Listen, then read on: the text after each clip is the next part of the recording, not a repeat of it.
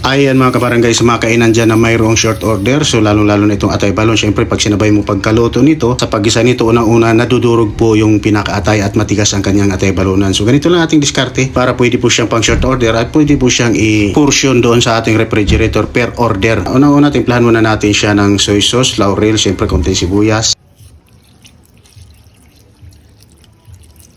suka. So templadong pang adobo lang mga idol, kaya lang ang sistema natin rito palambutin natin ng gusto dahil alam naman natin yung balon-balunan ay napakatigas. Ayan, meron din tayo sa pirasong chicken cubes. So lutuin lang natin hanggang sa lumambot yung ating balon-balunan. So sa atay wala namang problema, talagang laging malambot yan mga idol. Ayan.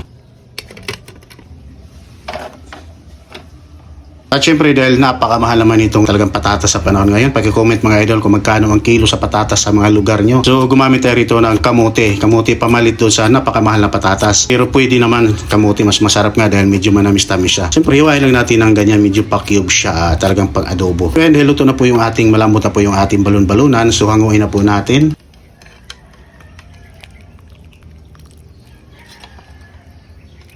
So sa isang kawali naman, naglagay tayo ng mantika at iprito natin yung ating kamote. Siyempre, isa rin yan sa mga paraan para hindi madurog yung ating kamote. Iprito po natin ng lutong-luto rin. Dapat medyo i-crispy natin yung ating kamote. At siyempre, para masarap at ganun din yung ating pinalambot na atay balon-balunan, iprito rin po natin, i-crispy rin po natin siya doon sa ating mantika. Ayan, at medyo luto na at crispy na. So kita naman, walang nadurog na kahit isa sa atay. Ayan, so buong buo yung atay, buong buo din po yung balon-balunan. So, pakaganda rito pag ito yung ginagawa natin pang short order na ganitong style ng adobo. So sa isang kawali, nag-prepare ulit tayo ng ating mantika. At syempre, may maraming bawang, mas masarap. So ang ginagawa po natin rito para lumapot, naggisa na rin tayo rito ng harina. Ayan yung flour. Pag nagisang-gisa na po yung harina, tsaka natin ilagay ulit yung ating pinaglutuan ng ating chicken gizzard, mga idol, chicken atay balon. Yan. Saan natin siya pinalambot, yun din po ang gawin nating pinaka-sauce niya.